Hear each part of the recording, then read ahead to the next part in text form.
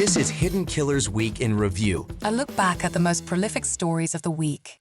This is Hidden Killers with Tony Brueski. Here now, Tony Brueski.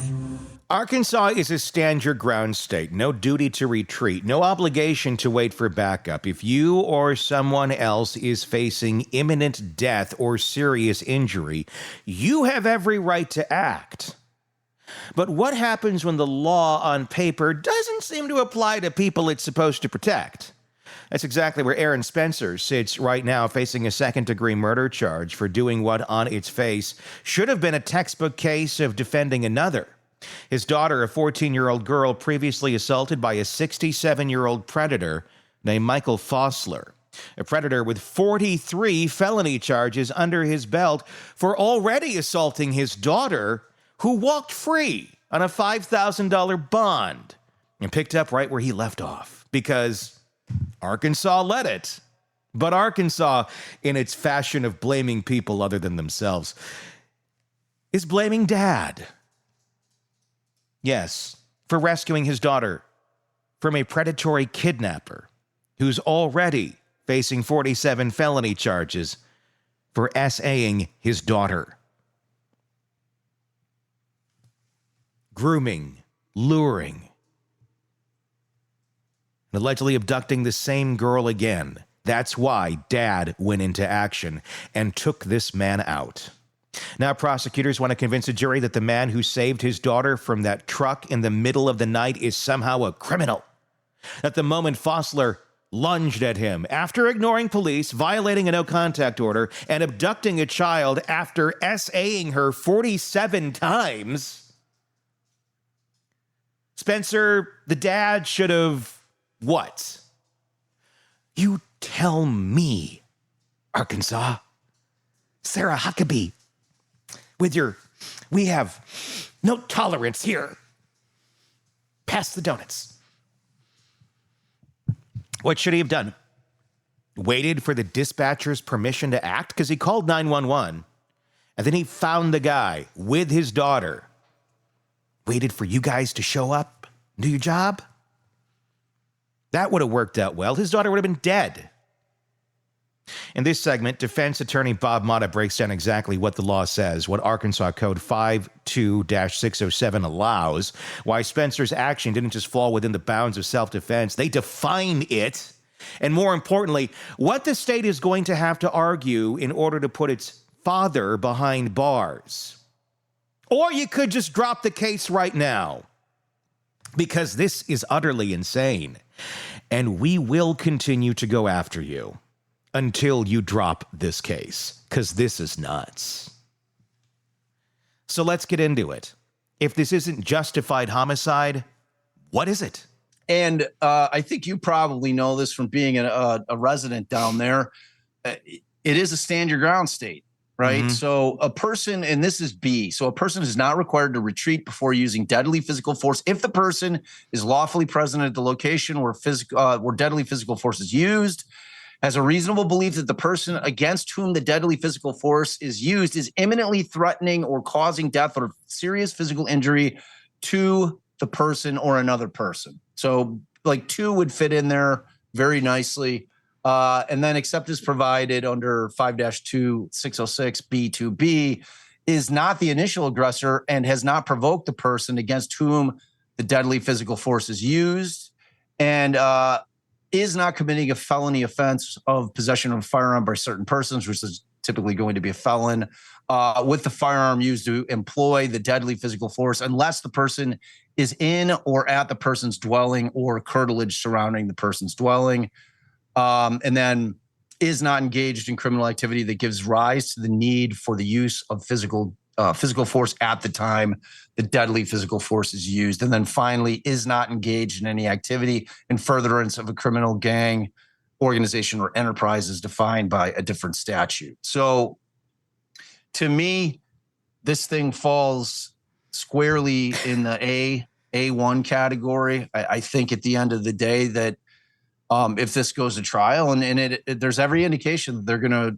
they're dug in, that the prosecution, the state's dug in, and they're going to take this thing to trial, that they're going to use defense of others as the affirmative defense. And, you know, at that point, you've got to ask yourself, if you're the prosecution, you know, in what world do you think you're convincing 12 people with the entire set of circumstances, which have to come out in terms of the admissibility of Fossler's bad acts, in terms of him being the victim, coming in under 404B is interesting because it's a reverse 404B.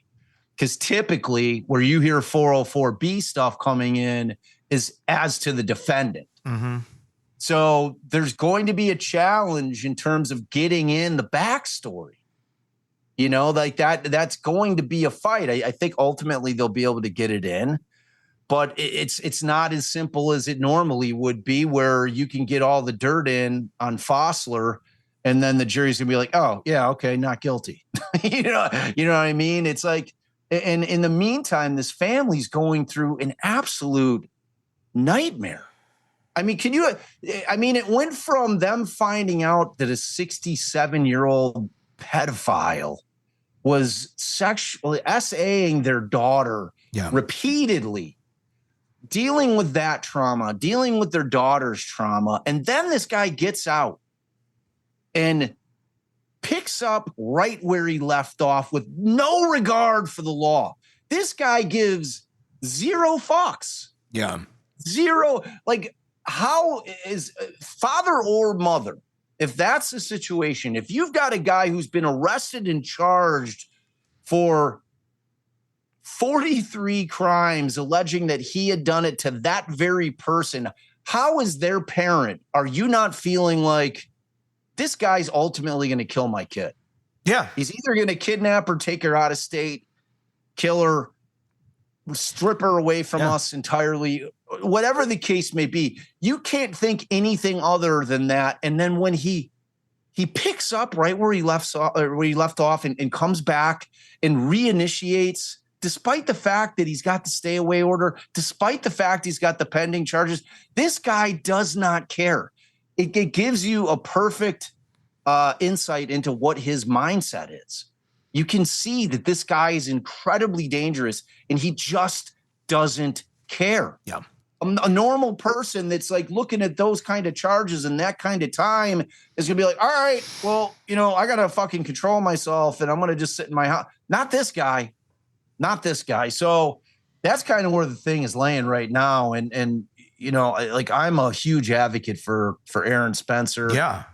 I think the charges are unjust. I don't think that it's in within public policy. This wasn't some just Gary Plauché thing where he's waiting in a phone bank while the guy's handcuffed and he puts a bullet in his. This isn't that. It's just not that. It's utterly insane. I mean, I don't know why he's not getting like an award for taking a predator off the streets in that county. The DA should be praising him before this guy got to more kids, because I'm guessing this isn't the only one that he essayed at some point in his miserable existence. Yep. But instead we're going after him, Arkansas, because we got our shit down here. We got that zero tolerance that Sarah Sanders likes to talk about a lot. Zero tolerance for what? For people calling out horrible shit that's going on under your nose and going after them, or zero tolerance for predators going after kids? Is that your state does not really allow live streaming in courts. Like, I mean, you can, so this thing's going to be tried in the dark. They're not good on accountability here. Which makes it really important for guys like you and I and other creators to be screaming from the rooftops about this case, because I don't want to live in a country where predators can come and snatch our children up after they've been arrested, after there's a stay away order, and we have no recourse. We have to, like, are they suggesting that once Aaron was able to get this guy off the road, that he just sit in his vehicle, says, hey, 911, I know my wife called, but I'm here. I've got this guy in this vehicle. He's over here. Now he's taking off. Now he's on the run. What are they talking about? What should he do? Listen to the dispatcher. Don't keep following him, sir. My daughter's in the car. Well, that's dangerous. Fuck you. Fuck off, lady. or Mr. Whatever. Like, right. I'm sorry. Yeah. I'm going after I mean, honest to God, that father, Aaron Spencer, probably had to like have every inch of himself restrained and not going after him once this guy got out on bond. I don't know how as a father, I wouldn't be showing up at his doorstep, pistol whipping him and probably emptying a clip or two or three, just for good measure. You dead? Let's make sure of it. Let's make sure they can't recognize you. There ain't going to be an open casket for you, asshole. Right. I mean, dude, this guy was like a serious predator. Yeah. Yeah. So they're going out. I mean, let me go back to this. Let's go back to the attack, if you will. The fact that there's a claim here that Fossler lunged towards him. He's being threatened, essentially. Aaron is in a threatening state. He has his weapon on him legally, and he discharges it at the guy who's coming at him, who kidnapped his daughter and essayed her repeatedly and has been charged for it. That's a crime in Arkansas, I guess. What makes no sense to me about any of this is a very conservative state. This is a very pro-gun state. This is a very Trumpy state. You would think that it would be the opposite here, that they'd be like, yay, you're going to be on a flag or, some Confederate money that we're going to sell at the antique store. It's insane that this is where it's at. But does that make a big difference here in this, the fact that he came at him first? I mean, that seems to be justifiable force to use. He didn't just walk up to the car and start popping him. Yeah, I mean, yes. I mean, in terms of I think that's where you can incorporate self-defense. Yeah. In terms of him coming at him. I think whether he's in the car and refusing to release his daughter, or he gets out of the car. I mean, it works either way in my book. Mm-hmm. In my book, if he's got him over, because you just don't know what this guy's going to do. That's why I spent that like minute or so going into what this guy's state of mind. And I'm talking about Fossler. Yeah, is this guy is obviously at a point where he does not give a shit. Yeah. About consequences. And that is the most dangerous person that you can come across, is somebody who does not give a shit about consequences. What are they going to, what is the prosecution going to try and argue here in this case if it makes it to trial? Because this doesn't seem, number one, they're going to have to justify here that why he got out on a $5,000 bond, which is insane. And then again, why the charges? I mean, this whole thing just doesn't make sense. How are they going to justify any of this? Especially their own community is outraged by this, and the rest of the world will continue to be outraged by this because we're going to keep screaming about it. I mean, is this something where enough public pressure can go on to this and they go, okay, this is really stupid. Somebody needs to step in here and we need to get this off of our books as quickly as possible, because this is not going to work out well for us as the state going after this guy. This just seems like an obvious PR nightmare that doesn't seem to make any sense as to why they're pursuing it. Unless, and I have no idea, is someone behind the scenes also in some sort of, I don't know, ring or involved in this sort of activity? I mean, and I am not accusing anyone, but I'm trying to figure the fuck out. Not to. Why? I mean, predators tend to protect predators. Why on earth would anybody be protecting this guy? And secrets. And secrets. Shit So I don't know, man. I mean, I imagine that what kind of the state's move is going to be something along the lines of that Fossler wasn't lunging at him, that if I'm the state, they're going to say that, this was just some kind of plan by Aaron to get this guy out. And how that's going to work, I don't know. I'm just trying to spitball here because I can't make sense of it either. That somehow, Aaron, this was some kind of plan by Aaron to get this guy out there and make it look like it was, self-defense or defense of others in order to end this guy's life, or that he wasn't charging at him and that he had other options, which I just don't see what they are, considering that his daughter's still in the car, because it's like, and you're ponderable there. I mean, it begs the question, how can you not ask that question? I mean, I have to assume that these prosecutors have kids. At least some of them have kids, whether the elected prosecutor has kids. And you have to think about it. Like, all of us think about these stories and these nightmarish stories kind of in our own introspective way, thinking about, like, if it was me, what would I do? I'd be in prison by now, and the charges probably would be justified because I would have attacked without any sort of intervention by law enforcement. Right. I mean, like, dude, and I'm the same way. I've got 3 daughters, and you fuck with my people, you're gonna have a problem. Yeah, like it's that simple. Yeah, it's like it's that simple. So yeah, I don't know, man, but I am not getting the sense, T. Like me, we're like 8 going into 9 months in on this thing. There's a trial date set in September.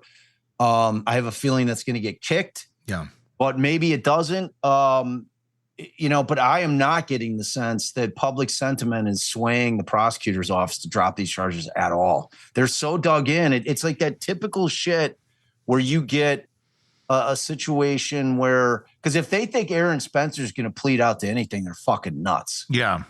Coming at him with the second-degree murder is ridiculous, a classic overcharge. Even if they were to offer a manslaughter, he wouldn't take it. There's no fucking way. I mean, like in my estimation, this was absolutely a justified homicide because I can't think of a more justified homicide. I mean, right. It's hard to come up with a set of facts that really kind of like highlight what a justified homicide is more than this case. Yeah. You know what I'm saying? Like, like if you were to sit there and challenge yourself, say, okay, I want to come up with a bunch of facts wherein, a homicide is justified. And like you would probably pen out something exactly like this. Well, so if somebody came and kidnapped my daughter that they had already been essaying and, had her out of the house at 12:30, 1 o'clock at night. And then, I mean, like that's where you're landing with this thing. Yeah. That is exactly where you're going to be falling with it. So, because I think a lot of people think that every homicide is murder, and that's just not wrong. Homicide is a legal term that's used, and homicides can be justifiable. Yeah. If you are being attacked, you have the right to self-defense. You have the right to defend yourself. If others are being attacked that are in your purview and you have the ability to do something to save that person's life or stop them from serious bodily injury, you have the right to put that perpetrator down, man. So it's like there's avenues in the law that really make it such that cases like this shouldn't go to trial, but oftentimes do, just because they want to leave it to a jury to determine whether or not it was justifiable. I don't know what kind of lobby there is for Michael Fossler. I can't imagine that it's too big.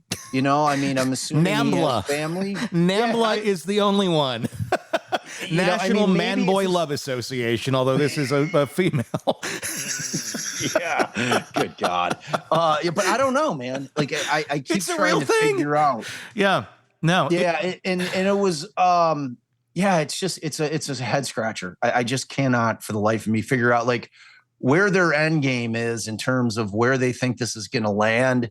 Let's be real. You can quote statutes all day. 5-2-607, stand your ground doctrine, defense of another. But this case isn't just about what's legal, and everything he did was legal. He was defending the life of his daughter from a kidnapper who SA'd her 47 times. And you're telling me Dad's in the wrong for unloading his clip on the guy that was actively abducting his daughter, Arkansas? Aaron Spencer was put in an impossible position by a system that had every chance to stop a predator and chose not to. The result, a father had to act alone, and now the same system that failed his daughter is trying to punish him for not failing her too. Bob Motta laid it out in black and white. This wasn't vigilante justice. This was a last resort response to a predator who had made it clear through his actions, his violations, and his utter disregard for the law that he wasn't going to stop, and prosecutors know that. They're not just fighting a legal battle here. They're fighting against common sense, public opinion, and a tidal wave. A fraternal instinct that says, not my kid, not again. The law is supposed to have our backs when we do the right thing. But if Aaron Spencer can be prosecuted for saving his child, what message does that send to every other parent, to every survivor, to every community that's already skeptical of a justice system that talks tough but folds when it matters? This case isn't just about one night in Arkansas. It's about whether the law protects families or just punishes them for surviving. Let me know your thoughts in the comments section on YouTube. If you're not already there, search Hidden Killers with Tony Brueski. You can also find us wherever you download podcasts by making that exact same search, Hidden Killers with Tony Brueski. You're on one of the platforms, audio or video. So press subscribe wherever you are. And check out the other one, too, so you don't miss any of our coverage. And please, in the comments, let me know your thoughts on this case. It is enraging. Until next time, I'm Tony Brueski. We'll talk again soon. Want more on this case and others?